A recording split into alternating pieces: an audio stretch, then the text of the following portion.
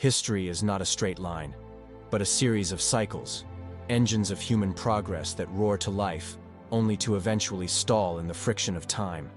In 391 CE, the world's primary engine of innovation, the Great Library of Alexandria, was dismantled and burned, an event that triggered the gradual decline of the Roman West.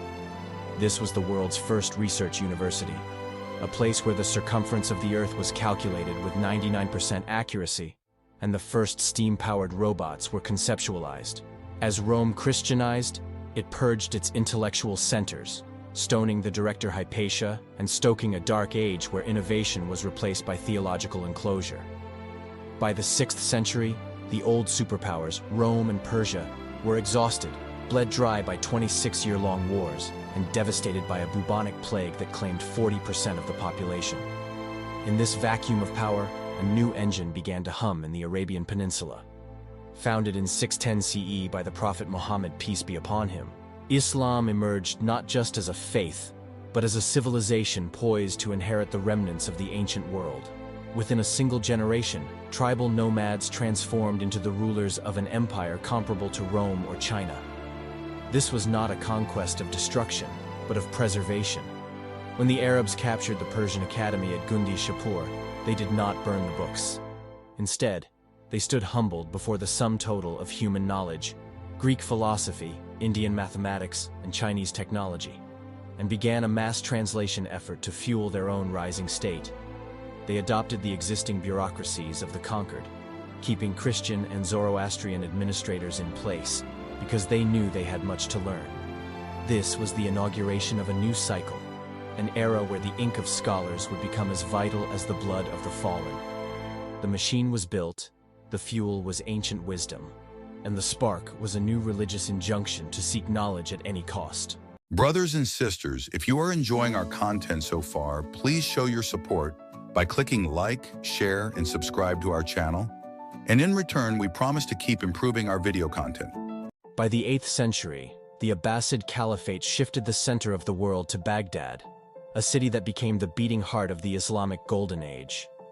Here, caliphs like Harun al-Rashid and al-Ma'mun constructed the House of Wisdom, or Bait al-Hikmah, a hub of intellectual activity that functioned as the world's most advanced research academy.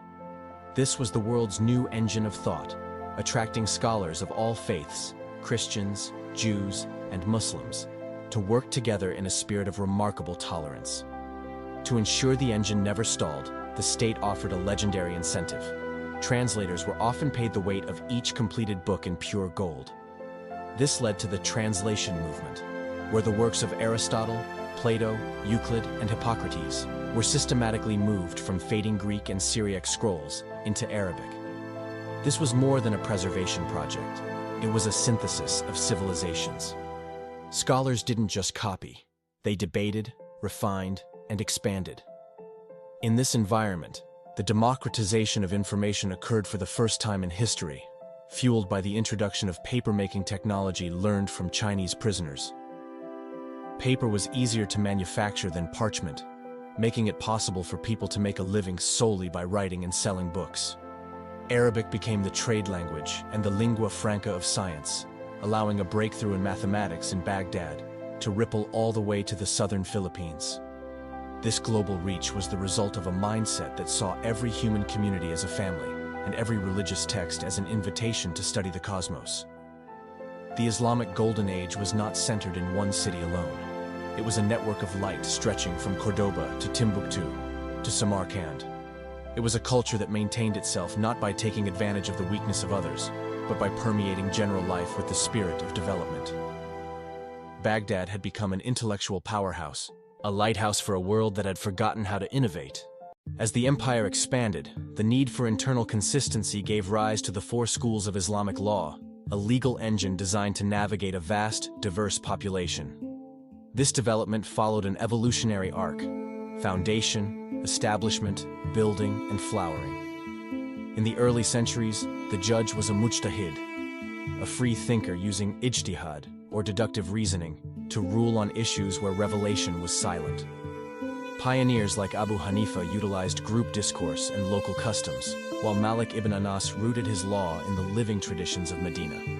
This legal framework was a learning curve for a nation establishing its identity, eventually giving way to more rigid forms of taqlid as the law approached near perfection.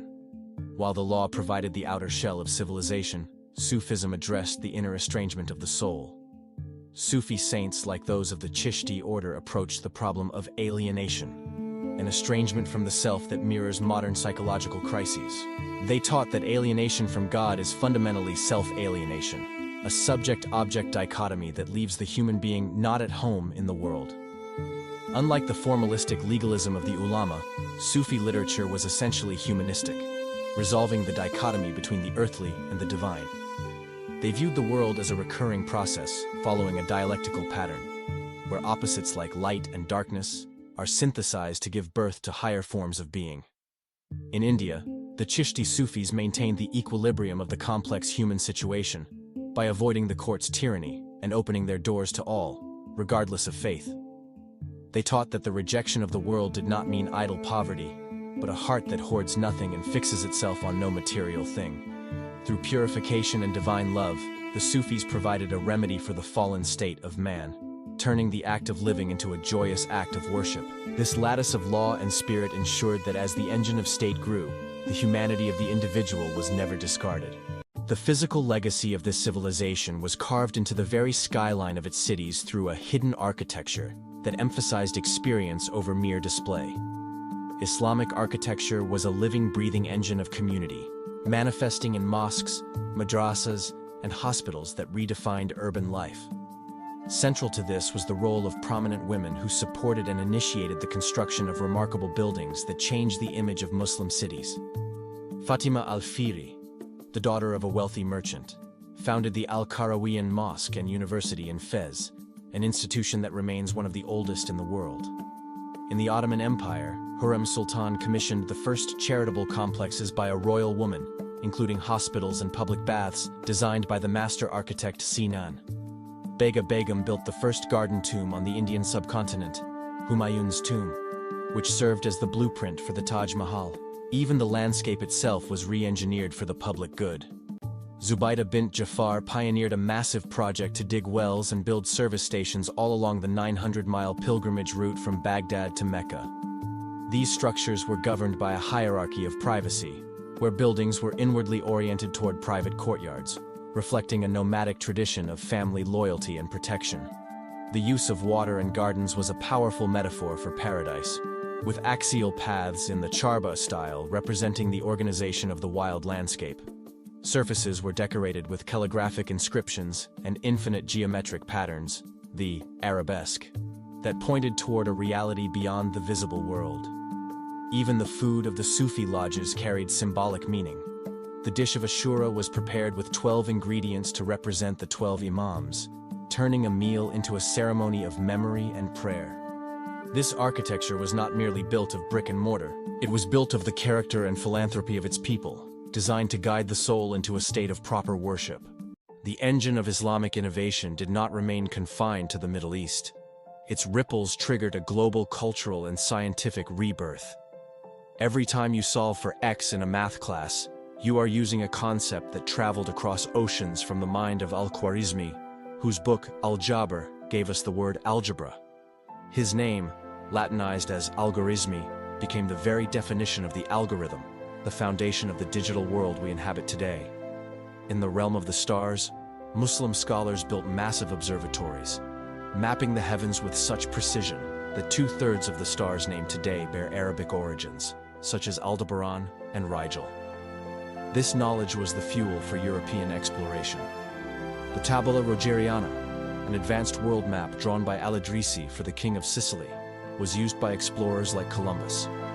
The medical engine was led by Ibn Sina, whose Canon of Medicine became the standard textbook for doctors from the Middle East to Europe for over 7 centuries. These pioneering physicians introduced the concept of the hospital as we know it: systematic, organized centers with patient records, medical ethics, and sterile wards to prevent cross-contamination. They moved medicine away from superstition toward early forms of clinical trials and evidence-based surgery.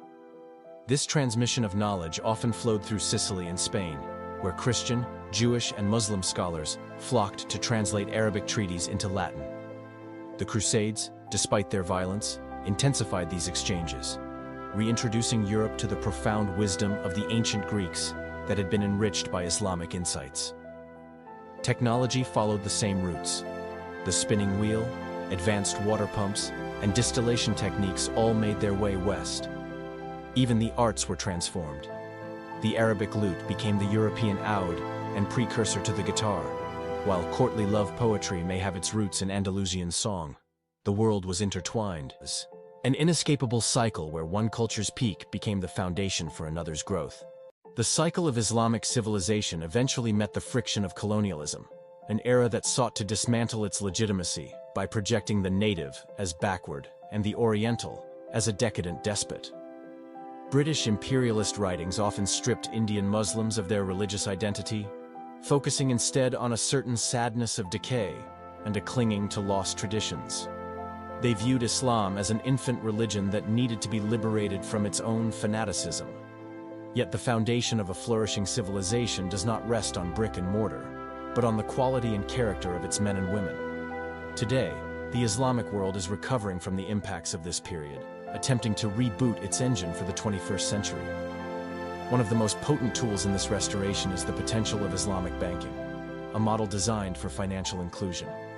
The contemporary global finance model assumes everyone has assets to mortgage, effectively excluding the poor from the very outset. Islamic investment products like Mudaraba and Musharaka offer a window of hope by sharing both returns and risks, replacing the roadblock of interest with a partnership of growth. This is an anthropocentric approach, mirroring the Sufi belief that man is the measure of all worldly things and the cream of creation. As we deal with the challenges of modern life, a profound crisis of character and a loss of moral values, the lessons of the past become inevitable. Civilizations are built with integrity, virtual excellence, and compassion. The true essence of progress lies in the ethics of individuals who are committed to principles more enduring than physical infrastructure. We are at a moment where we can choose to go to the next period without an intermediate dark age. The engine is primed, the knowledge has been shared across generations, and the cycle continues. The story of Islam is not just a tale of the past, but a fascinating blueprint for a collective wisdom that continues to heal and improve our lives today. Brothers and sisters, if you are enjoying our content so far, please show your support by clicking like, share, and subscribe to our channel.